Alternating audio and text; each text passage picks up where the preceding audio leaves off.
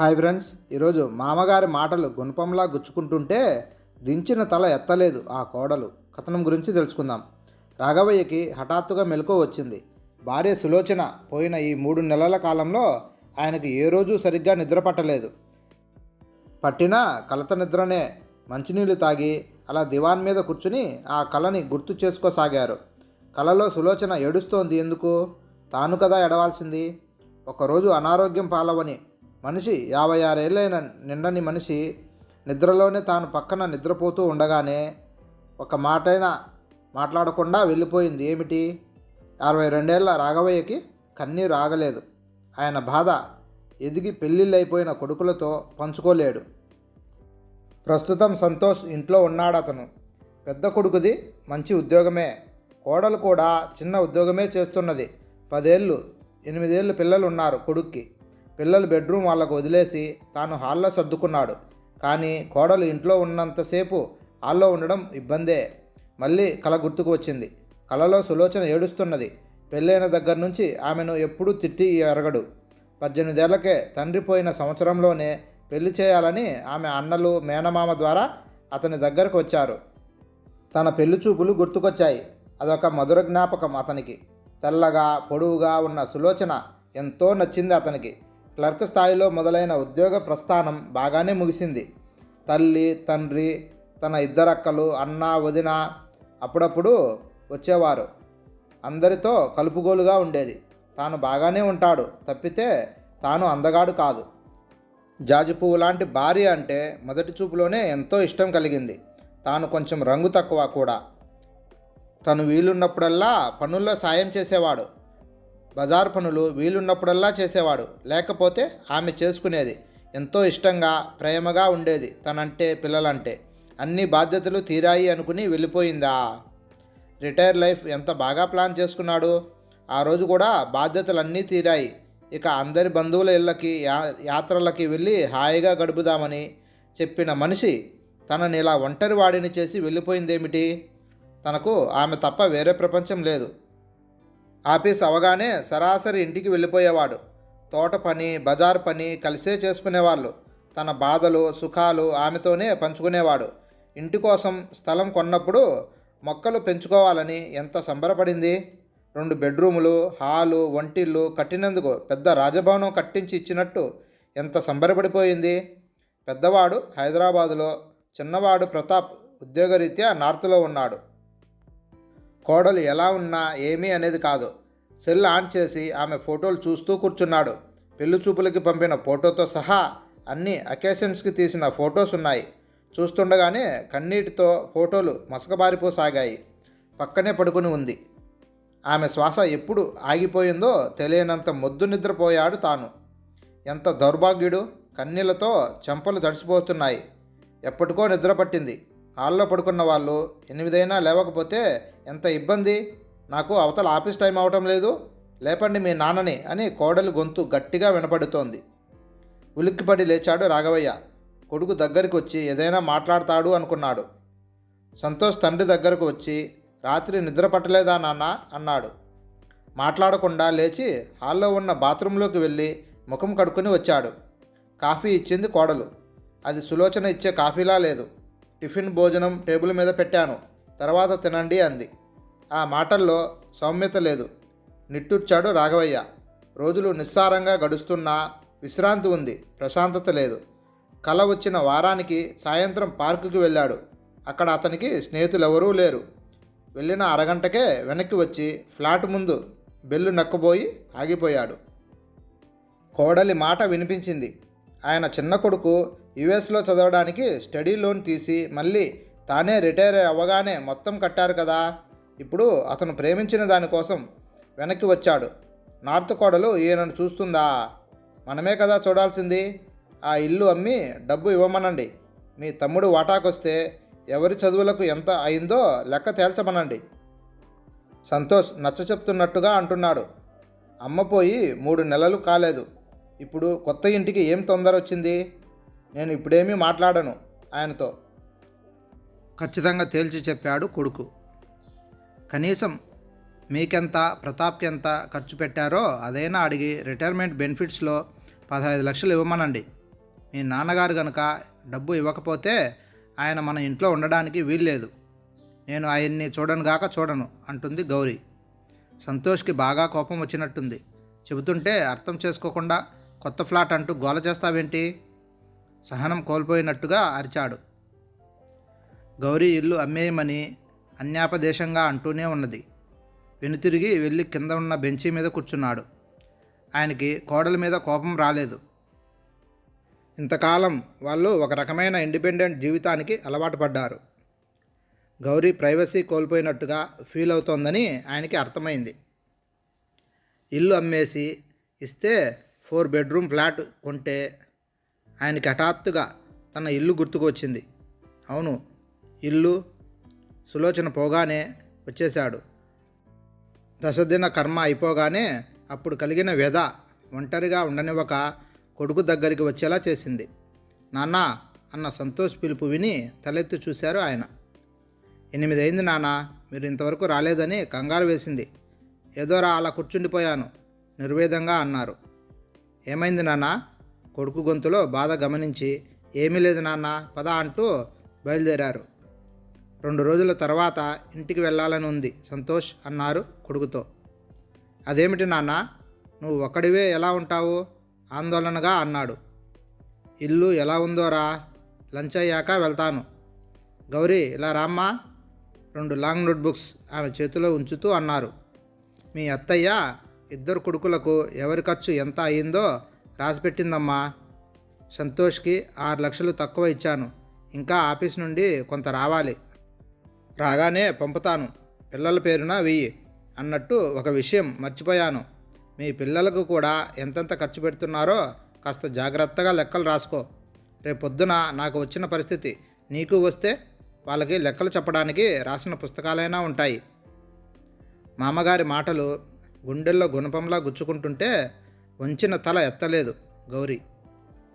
తండ్రి 2 రోజుల క్రితం గౌరీ మాటలు విన్నాడేమో అని అనిపించింది. తండ్రిని ఉండమని అడగడానికి సంశయించి ఏమీ మాట్లాడలేకపోయాడు సంతోష్. 4 గంటలకల్లా ఇంటికి చేరాడు. గేటు తీసి లోపలికి అడుగు పెట్టగానే మనసంతా వేదనతో నిండిపోయింది. కళ్ళు నీటి పొరలు కమ్మి పరిసరాలు మసకగా కనిపించాయి. ఇంటి తలుపు తీసి భారమైన హృదయంతో లోపలికి వెళ్ళి అన్ని కిటికీలు తలుపులు తెరిచారు. ఆమె బీరువా తెరిచి ఆమె చీరల దొంతర చూశాడు. ఎంతో నీటుగా సర్దుకుంది ఆమె. ఒక చీర తీసి గుండెలకు హత్తుకుని వెలువలా వస్తున్న దుఃఖాన్ని ఆపుకోలేక నేల మీద పడి ఏడ్చాడు. కొంచెం సేపయ్యాక తేరుకుని వెనక పెరటిలోకి వెళ్ళాడు. పెరటిలో భార్య ప్రాణ సమానంగా పెంచుకున్న మొక్కలు వడిలిపోయి కనిపించాయి. పెద్ద మొక్కలైన మామిడి, సపోటా, నిమ్మ ప్రాణాలతో ఉన్నాయి. ఆమె ప్రాణమైన జాజి, మల్లె, విరజాజి, గులాబీ మొక్కలు వాడిపోయి ఉన్నాయి. పని మనిషి శాంతమ్మకి ప్రతి నెలా జీతం పంపుతూనే ఉన్నాడు. ఫోన్లో అడిగితే ఆమె ఏవో కుంటి సాకులు చెప్పింది. రాఘవయ్య ఆమెను ఏమీ అనలేదు. వెంటనే వచ్చి ఇల్లు క్లీన్ చేయమన్నాడు. ఆమె వచ్చేలోగా మొక్కలకు నీళ్లు పెట్టాడు. శాంతమ్మతో ఇల్లు వాకిలి శుభ్రం చేయించి గిన్నెలు మళ్ళీ కడిగించి రోజు పనిలోకి రమ్మని చెప్పాడు. ఆమెని ఆయన ఏమీ అనలేదు. సులోచన ఇష్టమైన తోటను ఇంటిని వదిలేసి వెళ్ళిపోయిన తాను పరాయి మనిషిని ఏమనగలడు? ఆ రాత్రి బాగా అలసిపోయాడేమో. పని మనిషి వచ్చి తలుపు తట్టేదాకా మెలకువ రాలేదు. టిఫిన్ బయట చేసి పచారీ సామాన్లు కూరగాయలు కొని తెచ్చుకొని వంట చేశాడు. మనసులో చెప్పలేని దిగులు. మాటిమాటికి సులోచన ఆమె మాటలు గుర్తుకు రాసాగాయి. మనసు కూడదీసుకుంటూ నెమ్మదిగా వంట ముగించాడు.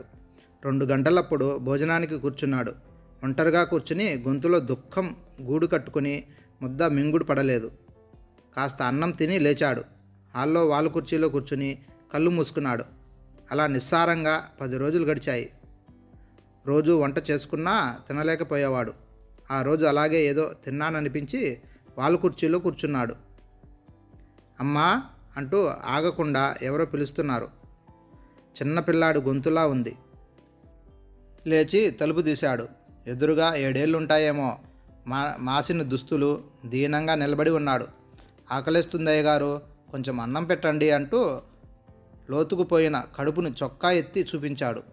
వాడి వైపు ఒక నిమిషం చూసి ఉండు అంటూ ఒక కాటన్ టవల్ సోప్ ఇచ్చి కాళ్ళు చేతులు శుభ్రంగా కడుక్కునిరా అని చెప్పి పెరట్లోకి వెళ్ళి అరిటాకు కోసుకొచ్చి హాల్లో వేసి రా కూర్చో అన్నాడు.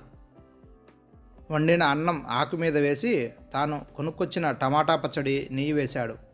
నెయ్యి వద్దండి అయ్యగారు అన్నాడు. తిను, పచ్చడిలో నెయ్యి వేసుకోకపోతే ఎలా తింటావు? వాడు తల ఉంచుకొని కూర్చున్నాడు. కళ్ళ నుండి కన్నీళ్లు రాలి అన్నంలో పడసాగాయి. ఆయనకు తెలీదు సరిగ్గా అన్నం తిని ఎన్ని రోజులైందో. ఏడవకు, అన్నం తిను. చొక్కాతో కళ్ళు తుడుచుకొని అన్నం గబగబా తినసాగాడు. నెమ్మదిగా తిను ఆర్ద్రంగా అన్నాడు. తర్వాత కూరన్నం పెరుగన్నంతో పాటు 2 అరటిపళ్ళు ఇచ్చి తినేలా చూశారు.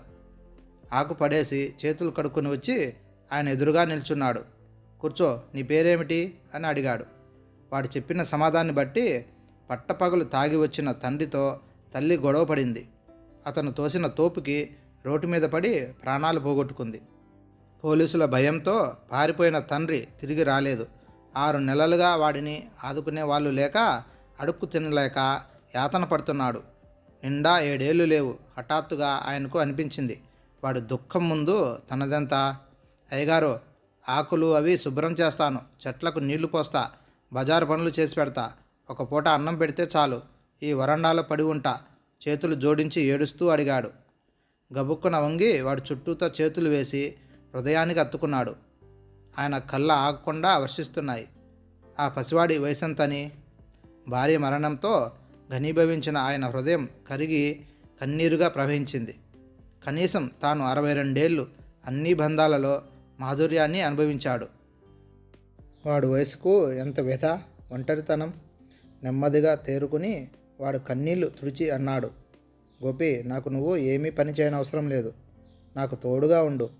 అమ్మమ్మ లేదు, నిన్ను చదివిస్తాను, ఉండిపోతావా నాతో అన్నాడు. వాడు మళ్ళీ ఆయన్ని చుట్టేసి గట్టిగా ఎడవసాగాడు. గంట తర్వాత గోపి శుభ్రంగా తలార స్నానం చేసి ఆయన మనవడి బట్టలు లూజుగా ఉన్నా వేసుకున్నాడు. వాడికి కావలసిన బట్టలు, చెప్పులు కావలసినవన్నీ కొన్నాడు. షాపింగ్ అయ్యేసరికి రాత్రి 8 అయింది. మంచి హోటల్లో భోంచేసి చివరగా ఐస్ క్రీం ఇప్పించాడు. వాడి సంతోషం ఆయనకు ఎంతో శాంతిని కలిగించింది. మర్నాడు ఊర్లో స్కూల్కి తీసుకెళ్ళి 2nd క్లాస్లో చేర్చారు. స్కూల్ డ్రెస్, షూస్, బుక్స్ అన్నీ కొన్నాడు. ఆ పసివాడి సంతోషానికి అంతే లేదు. మాటి మాటికి బుక్స్ తీసి చూసుకుంటున్నాడు. ఆ రోజు ఆయన వాడితో పాటు కడుపు నిండా తినగలిగారు. రాఘవయ్యకి ఇప్పుడు రోజులు ఎలా గడుస్తున్నాయో తెలియటం లేదు. ఉదయాన్నే లేవటం, గోపితో కలిసి మొక్కలకు నీళ్లు పోయటం, వంట చేసుకోవటం, వాడిని స్కూల్కి పంపించాక విశ్రాంతి తీసుకోవటం, సాయంకాలాలు పార్కుకి లేదా మార్కెట్కి వెళ్ళడం అన్నీ గోపి తోడుగా రాగా చేస్తున్నాడు. వాడు క్విక్ లెర్నర్. తన ఈ నిర్ణయం వాడి విషయంలో సరైనదని తెలుస్తున్న కొద్దీ ఆయనకి ఎంతో తృప్తి కలుగుతోంది. ఒకసారి సంతోష్ వచ్చాడు. ఎందుకు నాన్న ఈ వయసులో ఈ అబ్బాయి బాధ్యత నీకు? ఈ ఇల్లు అమ్మేసి వచ్చి మాతో ఉండిపోరాదా? మనం 4 బెడ్రూమ్ ఫ్లాట్ తీసుకుందాం.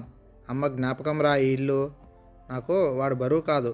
అమ్మలేని ఈ జీవితానికి వాడు ఒక తోడు అంతే. తల్లి తండ్రి లేని వాడికి తండ్రిలా నేను బాధ్యత తీసుకున్నాను. ఎప్పుడైనా పిల్లలకు తల్లిదండ్రులు బరువైపోతారు, కానీ తల్లిదండ్రులకి పిల్లలు ఎప్పుడూ బరువు కాదు. మీ లెక్కలు చూసి మీకు రావాల్సిన డబ్బు మీకు పంపిస్తాను. నేను పోయాక గోపి భవిష్యత్తుకు ఎలాంటి ఇబ్బంది కలగకుండా ప్లాన్ చేస్తాను. నాది ఒకటే కోరిక. నేను పోయాక గోపిని మళ్ళీ రోడ్డు మీద పడేయకండి అంటూ ఉంటే సంతోష్ తలదించుకొని నిలబడిపోయాడు. చాలా రోజుల తర్వాత తెల్లవారుజామున సులోచన కనిపించింది. అతని తల మీద చేయి వేసి నిమురుతూ అన్నది, కలతపడకండి, ప్రశాంతంగా ఉండండి, నేను వెళ్తానిక, తలుపేసుకోండి అంటూ ఉంటే సులోచన వెళ్ళకు గట్టిగా అరుస్తూ లేచాడు. అరిచాననుకున్నాడు, కానీ నోటిలో నుంచి చిన్న శబ్దం కూడా రాలేదు. తల తిప్పి చూశాడు. గోపి పక్క మంచం మీద ప్రశాంతంగా నిద్రపోతున్నాడు. మంచినీళ్లు తాగి కలలో సులోచన గుర్తు చేసుకున్నారు. ఏమన్నది? ఆమె కలతపడొద్దు, ప్రశాంతంగా ఉండమన్నది. 2 బంగారు గాజుల మధ్య ఎర్రని మట్టి గాజులు. ఆమె ముఖంలో చిరునవ్వు హఠాత్తుగా ఆయనకు గుర్తుకు వచ్చింది. అవును, ఆమె చనిపోయిన రోజు. కోరా కలర్ బెంగాలీ కాటన్ చీర, ఎర్ర జాకెట్టు వేసుకుంది. రాత్రి అలాగే కనబడింది. అంటే ఆమె ఇక తనకు కనబడదు. అని తనని మర్చిపోయి ఆ పసివాడితో మిగిలిన జీవితాన్ని సాగించమన్నదా? తన జ్ఞాపకాలతో బాధపడవద్దని, లేదా తనకు ప్రాణప్రదమైన ఇంట్లోనే తను జీవిస్తున్నందుకు సంతోషపడి వెళ్తున్నాను అని చెప్పిందా? అందుకే వెళ్తున్నాను, నా జ్ఞాపకాల తలుపులని మూసివేయమని చెప్పిందా? అంటే ఆమె ఇంకా తనకు కనబడదని అర్థమైంది. కంటి వెంట కారుతున్న నీటిని తుడుచుకుని నిద్రకు ఉపక్రమించారు ఆయన. హాయ్ ఫ్రెండ్స్, ఈ కథ మీకు నచ్చినట్లయితే please like and subscribe friends.